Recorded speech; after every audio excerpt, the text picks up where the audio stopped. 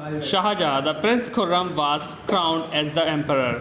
Shahjahan in 1627, the first thing he had to face was revolt in Bundelkhand and the Deccan. Shahjahan जब 1627 में गद्दी पर बैठा तो सबसे पहले उसके पास जो सबसे इम्पोर्टेंट वर्क था वो था बुंदेलखंड और दक्कन की जो विद्रोह थे उसको ख़त्म करना। He conquered the Bundelkhand without much trouble, और उसने बुंदेलखंड को बहुत ही आसानी से जीत लिया। There were 3 important states in the Deccan. Deccan में 3 इम्पोर्टेंट स्टेट्स थे, अहमदनगर, बीजापुर एंड गोलकुंडा। इन 1832 यानी कि 1632 तक उसने अहमदनगर, बीजापुर और गोलकुंडा के इलाके भी जीत लिए। Ahmednagar was finally annexed by the Mughals. Bijapur and Golconda were forced to acknowledge Shah Jahan as their overlord. और सबसे पहले उन्होंने अहमदनगर वालों को तो हरा दिया, लेकिन बीजापुर और गोलकुंडा वालों ने क्या कर ली, मैत्रिक संधि कर ली, और जिससे उन्होंने शाहजहाँ को अपना राजा मान लिया। In 1657 and 1568, there was a battle of succession amongst his sons, which was won by Aurangzeb. He killed his 3 brothers and kept his father in prison for the rest of his life.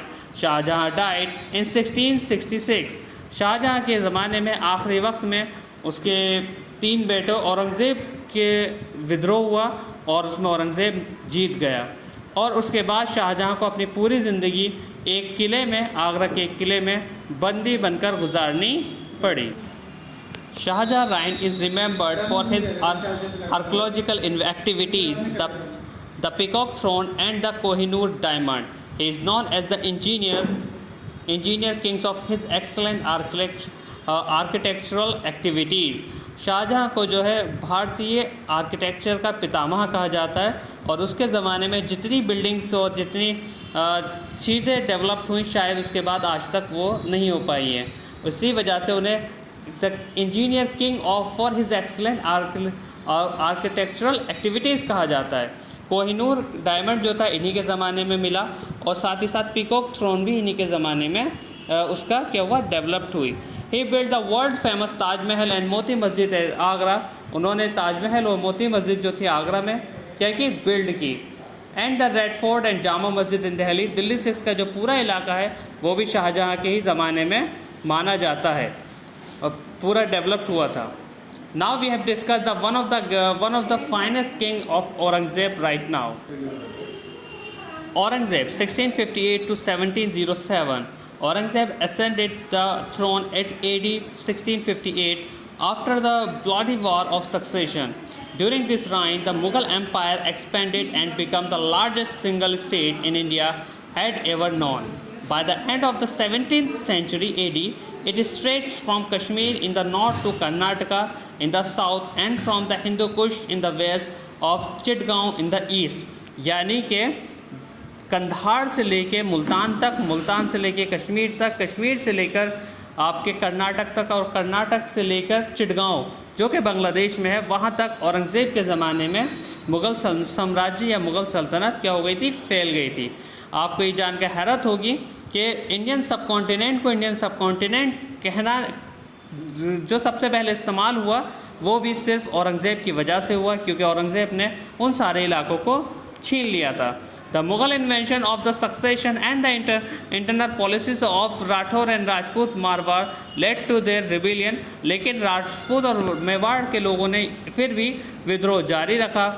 Campaigns against the Maratha chieftain the Shivaji was initially successful, और मराठा के जो पेशवा थे शिवाजी वो इसमें कामयाब भी हुए। But the Aurangzeb insulted Shivaji, who escaped from Agra, declared himself and the independent king, and resumed his campaign against the Mughals।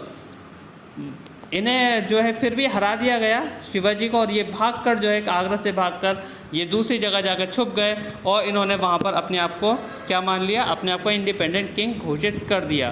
The prince Akbar rebelled against the Aurangzeb and received support from the Marathas and Deccan sultans. He finally fled the Safavid from Iran. और उसके बाद जो एक king थे, छोटा मतलब Prince जो था, प्रिंस अकबर, उसने भी औरंगज़ेब के ख़िलाफ़ विद्रोह करने की कोशिश करी, लेकिन वो भी कामयाब ना हुआ, जबकि उसे मराठा और डेक्कन के सुल्तानों का पूरा सपोर्ट मिल रहा था। आखिर में प्रिंस अकबर को भाग के सफ़वी जो किंग थे ईरान के अंदर, उनके साथ जाकर अपनी शरण लेनी पड़ी। ही डिफीटेड यानी कि औरंगज़ेब ने किसे किसे हराया। He defeated the Ahom in the northeast during the first half of his reign. He dealt directly with the North Indian affairs, but during the second half of his reign, he tried to crush the growing powers of Marathas in Deccan, Bijapur,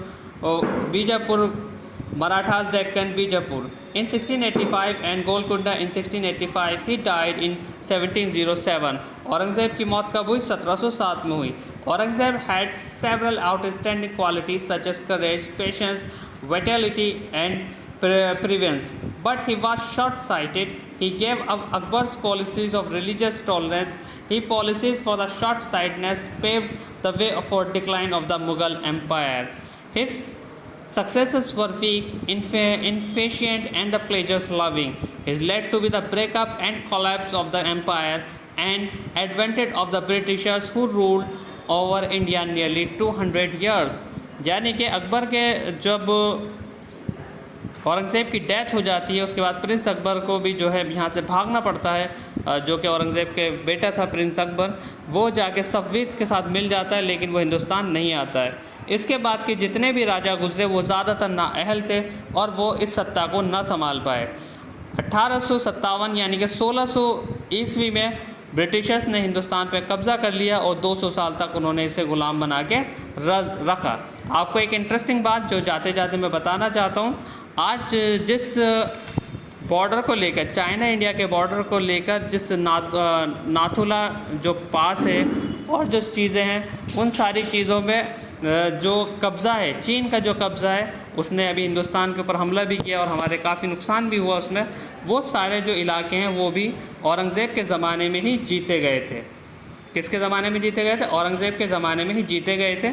और जो China है वो उसको आज भी जो है हिंदुस्तान का हिस्सा ना मान के अपना हिस्सा मानता है, और वो कहता है कि हिंदुस्तान के राजा औरंगज़ेब ने इसे हमसे जीता था, तो हम इसको वापस हिंदुस्तान से इसको छीन के लेंगे। लेकिन हिंदुस्तान को एक अजीम सल्तनत देने वाला और हिंदुस्तान के चारों तरफ, यानी कि जिसे हम इंडियन सब कॉन्टिनेंट कहते हैं, वो बनाने वाला औरंगज़ेब था, जो कि 1658 में गद्दी पे बैठे और 1707 में जिनकी डेथ हो गई। You know his death was followed by the succession conflict amongst his son। इनकी भी जो है डेथ के सबसे मुख्य कारण क्या हुआ था? इनके बेटों के बीच में हुई हुई जंग।